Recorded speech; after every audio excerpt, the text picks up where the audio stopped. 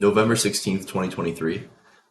Today we got a measured move down of the opening range, essentially using from basically bar one to bar like 6 or 7.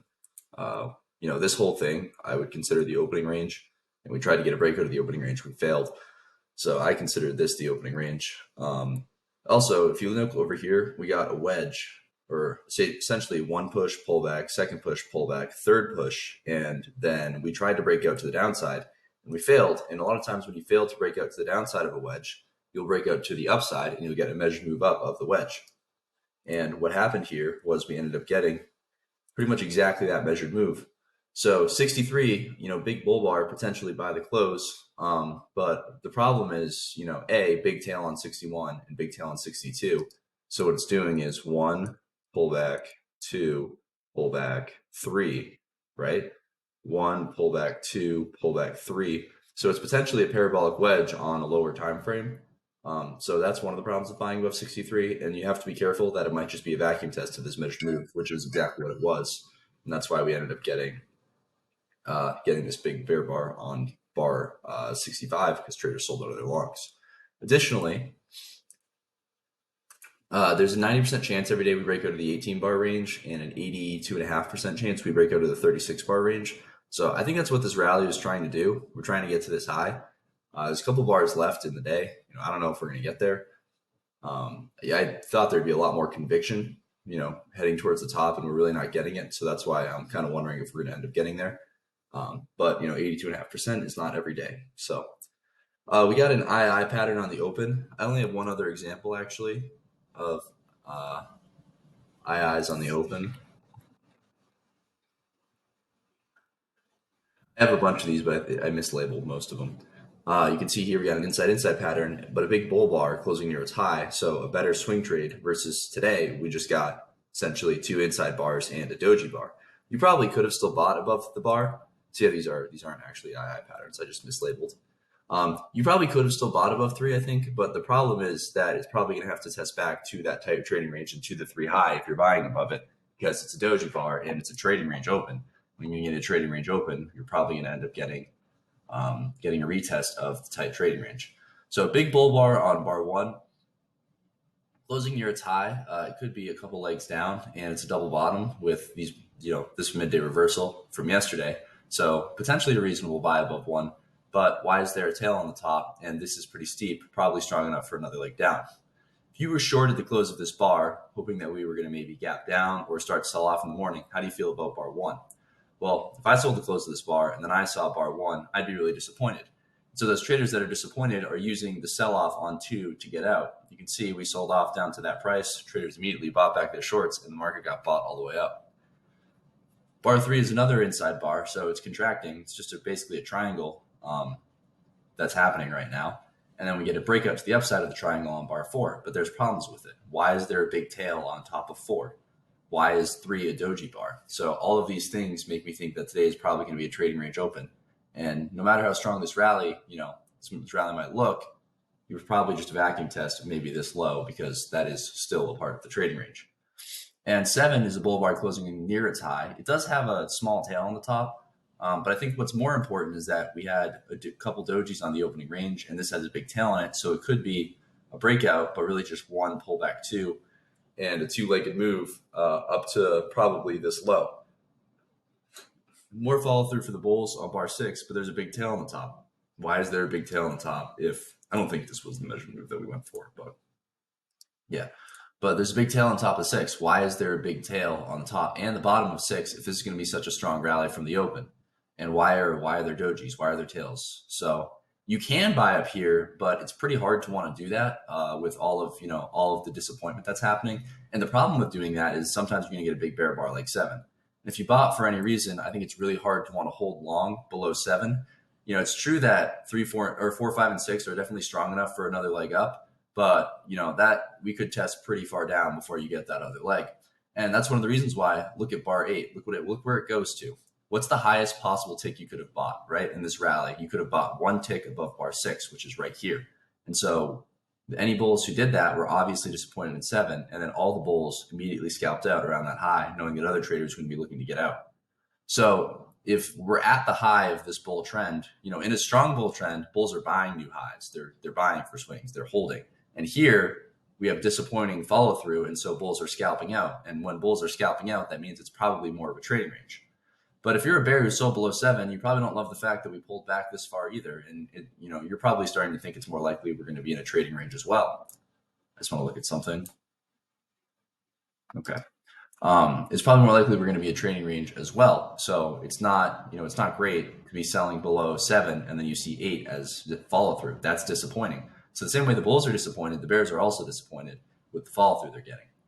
9 is a bear bar, but it could be 1 pullback 2, and then 10 is a bigger bear bar, but it's climactic, and I still think it could be 1 pullback 2. I still think second leg trap is a valid argument for bar 10. And additionally, while bar 10 looks like a big bear, and it is a very big bear bar, and it looks like a sell to close bar, what is bar 10 really breaking out of? Not really much, right? Usually when you're starting to get a big trend, you want it to see it breaking out of things. You want to see it breaking below yesterday's low. You want to see it breaking below the low of the day. Doing something really strong, because this was strong enough to make me think that this is all just a trading range. And with this pause bar, I'm really thinking this is going to be a second leg trap, because this is too strong for us to just sell right off. So if you're going to, you don't really want to be selling below 10. You want to be waiting to see if we can get, another strong close below yesterday's low or something like that. Bar 11 is a bull bar closing near its high, or very close to its high, but it's too big. If you're buying this, you're now being forced to buy in the upper third of the trading range, and it's a really big bar, so the risk is big. So bulls are more likely to want to buy a pullback, and that's exactly what they did on 12. When 12 traded down, bulls ended up buying a pullback. It didn't quite go 50%. It was more like, there's like a 30% pullback of the bar. And bulls were more just using this as a scalp. You can see sometimes what will happen is you'll get, the market will start to race up on 12 or 13. But if you bought above 11, you get disappointing follow through on 12. And then all those traders who bought lower are scalping out during 13. And that's what's causing this big bear bar closing near its low on 13. If you're a bull and you were looking for a swing, you were hoping that we were going to get a big bull bar closing near its high. You were hoping 12 was going to be a big bull bar closing near its high. But bulls keep scalping out at these highs, which tells you it's probably not going to be a bull trend today. It's probably going to be a trading range at best. And with how strong 9 and 10 are, even if we started to rally a little bit, I'm still thinking trading range. So bulls are expecting a trading range, and then you see bar 13. And I think you can sell below bar 13 for a swing, and that's because of the context of the daily chart. We had a small bull bar on the prior day, and there's a low probability that when you get that small bull bar that we're going to get a big collapse down, like in a giant bear bar closing near its low on the daily chart. It doesn't usually happen, but every once in a while, it would be kind of like something like this, where we're in an oversold market in general on the daily chart, where we were a little overbought and expecting a pullback. But that can happen when we're in an oversold market and you just get a big rally like this. The context isn't exactly the same, but the point I'm making is sometimes with this context on the daily chart, that we have, you're going to get a big bear bar closing near its low. So I thought it was reasonable to sell below 13, hoping you're going to get big follow through and a big swing down in an obvious bear trend. But you get disappointing follow through on 14 and disappointing follow through on 15. Why is there a big tail on 15? Why is there a big tail on 14? It could be 1 pullback, 2, so it could be a second leg trap, and you're breaking below yesterday's low. But if you're going to be breaking below yesterday's low, and this is going to be a trend, it should be a lot stronger. You should be getting, 13, you don't want disappointing follow through you got on 14. You want a big bear bar closing near its low. You want a big bear bar closing near its low on 15 as well. And the question you have to be asking yourself is, how likely is it in the first place that we're going to get this big bear trend? It's not all that likely. And additionally, on the 5-minute chart, just in general, the context on the daily, it's a low probability thing for that to happen. And when you're getting a low probability thing, you want it to go your way pretty quickly. And additionally, when you're getting this bad follow through, you got to be thinking about, well, 11 is a really big bull bar, and this is a big bull spike. It's not great, to buy, but it's a big enough bull spike to make me think trading range. Big enough bull bar to make me think trading range. So if most traders are going to end up thinking trading range here, do you really want to be trading, essentially like it's a trend? Do you want to be holding for swings down when most traders are clearly scalping out? Probably not. And so a lot of traders start scalping out on the close of the 15, and that's what causes 16. And additionally, any limit order bulls who were buying, below these bars are now getting out around break even. And that's really disappointing for traders who were hoping that we were going to get, it's really disappointing for traders who were hoping we were going to get a swing down. 16 kind of makes your premise invalid. If you were selling below 13, hoping more or less for a collapse and you're getting disappointing follow through, some traders will hold for through 14 and 15, I think, because there's still bear bars and it could still get stronger. But 16 is way too big for the first pullback. It's too big and too disappointing, and it tests far past your breakout price. So bears weren't defending the breakout point. And that's why when you get 17, it's a low one, but it could just be one pullback, two, pullback, three. This could just be a third leg down. It's really not all that great to sell below 17. And that's why, some traders will take the sell below 17 and they get disappointed with 18. And on 19, when we trade down to their entry price, they're just exiting because we got obviously disappointing follow through. 20 is an outside bar. It's outside down, but it doesn't close strong. And after, we've had basically 3 of the past 4 bars have been bull bars. So do you really want to be selling down here, especially when it can't quite close outside down? Probably not. However, this is a tight bear channel, right? So it being a tight bear channel is, you definitely should not be buying in here. And that's why I think there's a couple reasons why 21 is not very good. I think it's a tight bear channel. So any reversal up is probably going to be minor. The bar is big, so the risk is big, and it's probably a minor reversal. So you probably don't want big risk along with a minor reversal. And along with that, it's in a 4-bar tight trading range from 18, 19, 20, and 21. So you're in a tight trading range, in a tight channel, and you're trying to buy a reversal. That's usually not going to go very well, and it doesn't here. You can see traders who bought above 21 were stopped out during 22. When you get an inside bar on bar 23, it could be, 2 legs down on 22 and 23. And, if you're looking at 23, now you're now selling the bottom of the bear channel, right? You want to be doing the opposite of that. You want to be selling the top of the bear channel, not selling the bottom of the bear channel. Traders want to be buying back shorts at the bottom of the bear channel. So it's not a very good idea, I think, to be selling below 23. It's better to wait. Some follow through on 24, but if you sold below 23, what's your premise if you're selling down here? Your premise is we're going to get a big breakout below the bear channel and, massive follow through. And you don't get that on 24. You get kind of a disappointing bar. So traders are buying back shorts, causing 25. Second leg down on 26 to let the traders out who sold below 24, and a doji bar on 27. So what's forming down here? It's a tight trading range, right? We have a clear tight trading range for 4 or 5 bars. Usually, a lot of times, tight trading ranges are going to be final flags. And, when you're seeing all these good bull bars early in the day, are you thinking, bear trend? Probably not. Even down here, you have to think about what you're thinking. If you're thinking it's not going to be a bear trend, then what are the options? Bull trend day or trading range day? Is it going to be a bull trend day? Pretty unlikely. Pretty unlikely it's going to be a bull trend day. Pretty unlikely it's going to be a bear trend day. So it's probably a trading range day. If it's a trading range day and you're below the open of the day and you're decently far below it, where are we probably going to go? We're probably going to end up bouncing because it's a trading range day. And so it should close or it should at least oscillate around the open for part of the day. So the open's going to be a magnet. So you're expecting essentially a back or some sort of test of the open of the day. However, I don't think you can buy above 28. I think this is a trend line break, and you need a retest and then a second reversal up before you can buy.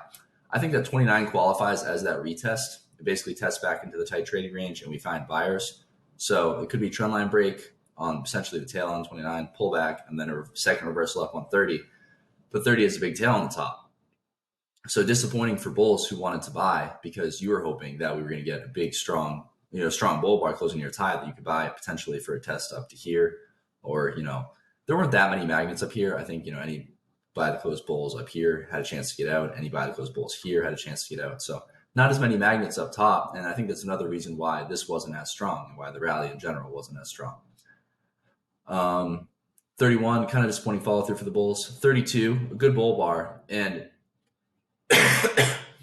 we are in a tight bull channel. So we're in a tight bull channel and we have a couple, we have a good bull bar. So I think it's okay to buy above 32, but what are you really hoping to accomplish if you're buying above 32?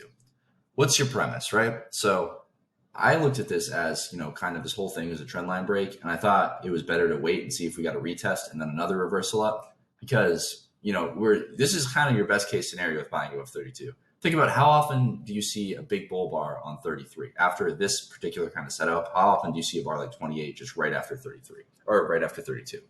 It'd be really surprising and really unusual if you got that. So I think probably better to wait. Some bulls are hoping it's a breakout of essentially like an attempted low 2 and we're going to get some sort of measured move up like here. Well, that's kind of where we went, but that's a reasonable thing to think. And I suppose, what's your risk reward? Are you getting 2 to 1? You're getting about 2 to 1. That's funny. It's the exact same measured move. That's not an accident. That's the algorithms doing their work. Um, but I just don't think it's the best trade because it's going to drift sideways to up at best. I think you can take it, but in trading range days, you need to realize you're going to be disappointed pretty often. You can get put in a pretty tough spot pretty quickly if you're buying up here. You could be buying right at, it's the top of the sell climax too, so you could be buying right at resistance. So 33, 34, kind of disappointing follow through, big tails, and then doji bar on 35. Generally, when you get a doji and a buy, I put quotations around the word buy the close rally because this is definitely not a buy the close rally, but it is a bull micro channel. But generally, when you get a doji, it's going to end within a couple of bars. Disappointment again for the bulls on 36 and a doji bar on 37. 38, it might just be a vacuum test of that magnet, that measured move I put out or showed you guys a minute ago. You might be trying to get a vacuum test of it, which 39 ended up being the vacuum test. But, you could also look at it as bulls were hoping that 38 was going to be, the start of a big bull trend. And 38, the tail on 38 is about one tick larger than you want it to be to buy above 38. Some bulls were hoping that we were going to get basically a strong bull bar closing on its high, and they could buy above for a swing, and that would get them, basically a measured move up of this. But 39, disappointing bar, so more disappointment for the bulls, and then a small bear bar on 40. So bulls are going to exit below, and that's what causes 41. This was an 11 bar bull micro channel. We had basically 11 bars without a bar trading below prior bar, so it makes sense that we should get a second leg up, and that's part of what 42 is trying to do. It's trying to get back to the 41 low. Some bulls bought below 41, disappointed at 40. Bought below 40, disappointed at 41. And I'm using 42 to get out around that low, and that's why there's a tail on top of 42. Some traders were hoping that, that we got the breakout and this was a breakout pullback and that they were going to be able to buy for a swing, but not really a great argument considering we're in the middle to the upper part of trading range and the bar doesn't close that well. 43 is a double top with 41. It's really not a great sell. This is strong enough for a second leg up, so that's something that's important to keep in mind. And this might be strong enough for a second leg down, but an 11 bar micro channel is definitely going to be strong enough for a second leg up. Follow through for the Bears on 44, but just kind of lacks conviction. Bears want a big, strong bear bar closing on its low. They essentially want 52 closing on its low, but they want it over here, making traders think that we're going to get big follow through and we might sell off into a new low, and we just don't get that on 44. It's kind of a weak bar. And 45 is a doji, which tells you, again, it's a trading range day, right? So you have to expect all stop order traders are going to be disappointed at all times. And if you sold below 44 and you're disappointed in the 45, what's happening on 46? Those traders who sold below here, disappointed this, are getting out around break even, and they're buying back their shorts, and that's causing this rally. 46, low one short, but it's a third push down for the Bears, so really not very good. And then 48 rallies. There were three pushes down, and 48 essentially takes away. Bulls were hoping to get a smaller bull bar closing near its high, but 48 rallies and tries to break out of the tight trading range from 45, 46, and 47, and it gets a big disappointing tail telling traders that there's probably more value in selling up here than buying because any bulls who bought are disappointed and they're probably going to scalp out.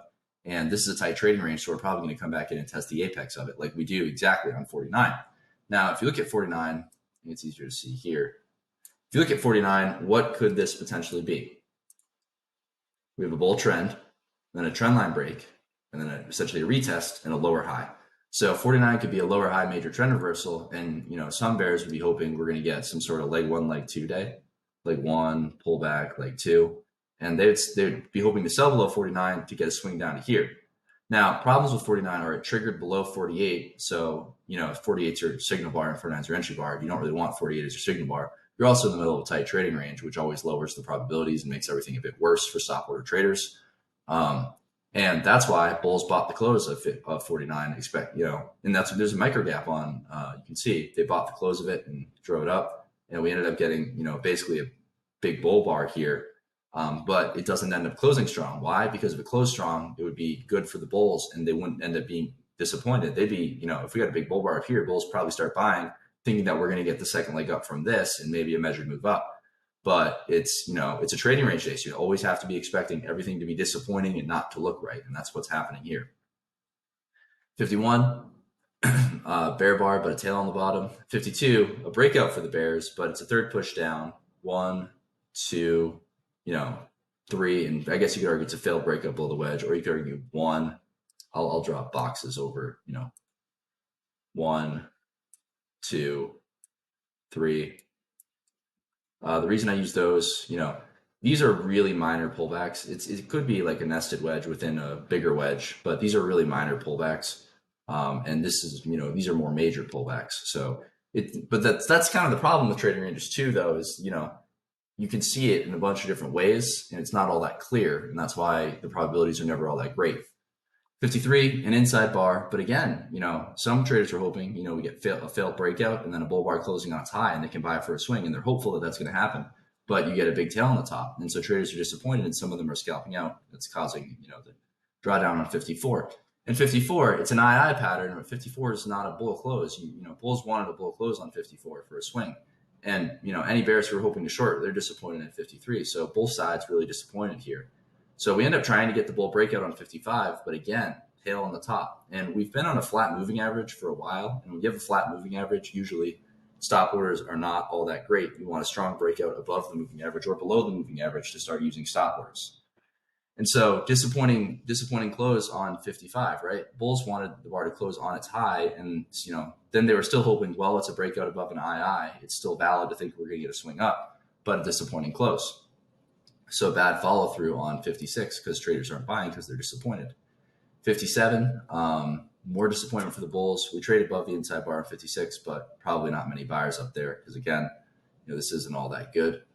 58, too little too late, I think, for the bulls. It looks like 3 pushes up at this point, and you really want to avoid buying third pushes up or selling third pushes down in trading ranges. Brad said something. I watched his review yesterday after I made mine. I do watch his reviews, but I always make sure to make mine first. He mentioned that he likes to think of trading ranges, the perspective of them as you should be buying, if you're looking to buy in a trading range, you should be buying the first leg for a second leg or a third leg or a second and third leg, depending how strong it is. You should not be buying a second leg looking for a third leg, and you should just never trade the third leg. And you could argue 58 is a third leg.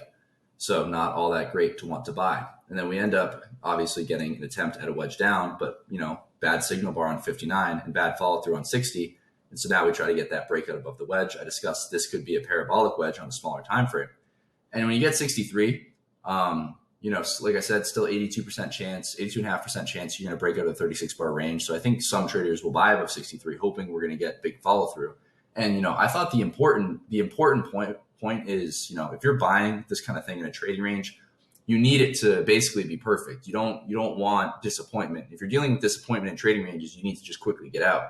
And I thought, I did take the buy above 63. And, my premise was we might get a rally up to here, but I needed to not be disappointed. And what I was hoping was going to happen was we were going to get a strong breakout on 64 that was going to close above the 39 high and get a breakout of this trading range, showing me that bulls are interested in buying and we might get a swing up. Instead, what I got was a disappointing bar like 64 that has a tail on the top. And when you get that, those bulls who bought are going to be pretty quick to get out. And so I basically flattened. I ended up flattening like pretty much at my break-even price. So I just broke even on that trade. But the reason I flattened was because this can happen where all the traders are disappointed and they start panicking out really quickly. And that's causing this big bear bar on 65. Big bear bar on 65, potentially an always in short flip. But with the 4 straight bull bars leading up to it, it doesn't look right. And, that's what happens in trading ranges. 66, big bull bar, but big tail on the top, again, doesn't look right. And you get bad follow through 67.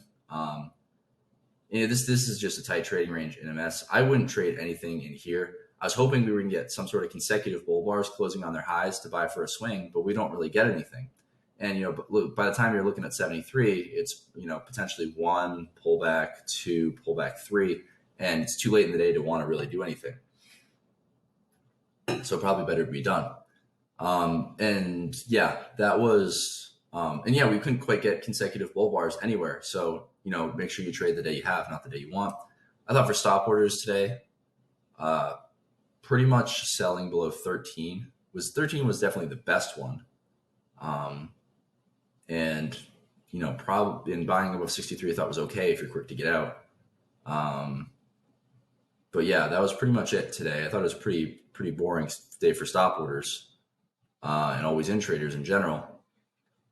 Because limit order money board or limit order traders, you can see they're making money all day. They're buying, instead of buying above these bars with a stop below them, they're doing the exact opposite. They're buying below these bars, scaling them lower and looking to make money.